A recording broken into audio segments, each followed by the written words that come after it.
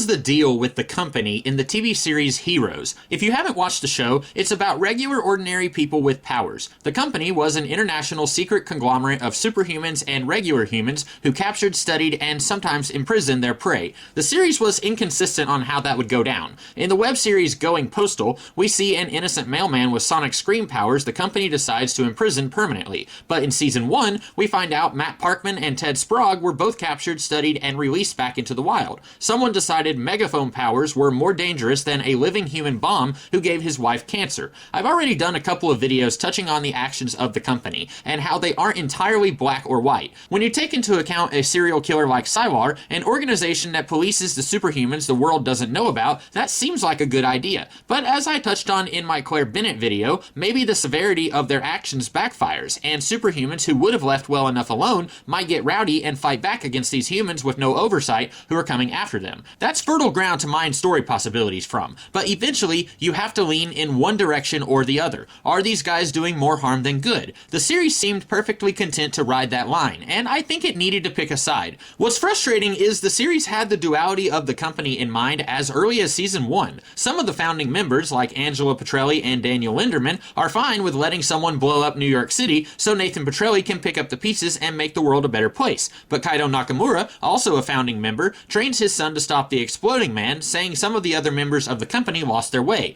Those exact words were said by Linderman when he was talking to Nathan about saving the world. While we don't get a lot of Charles Devroe in the series, a flashback shows him talking to Angelo Petrelli, and it seems he's not on board with the New York explosion. We should have seen more of what this group was about initially from the beginning, and what drove them apart. The show was more about their children interacting with each other, but this seems like a huge part of the mythos, only to barely be touched on. There was an episode in season 3 called 1961 that shows a few of the founding members meet for the first time. After escaping a massacre of superhuman individuals, they say they are going to form a company that will prevent this from happening again. That's a noble, extreme anti-hero, almost righteous villain motivation, a lot like what I suggested be done for Claire Bennett in later seasons, but it contradicts what was already done with the company before this episode. Blowing up innocent civilians for world peace, that's not in line with protecting your own. And if you are protecting superhumans from the rest of humanity, why are you imprisoning people like the mailman? The writers were clearly making things up as they went, which is fine as long as you can make it look like you weren't doing that. 1961 feels like it exists to tie in with the plot of season 3, humans hunting the superhumans, but it doesn't fit in with what came before. Excluding 1961, we needed more background on the company. It would have provided more story potential for the main characters in the present day, and it would have given us a clearer idea of what direction to go with the members of the company still alive in the present day. Angela Petrelli was always riding the line of villain to not as much of a villain, but if we knew more about her past, maybe the series could have finally committed to what she was doing and why.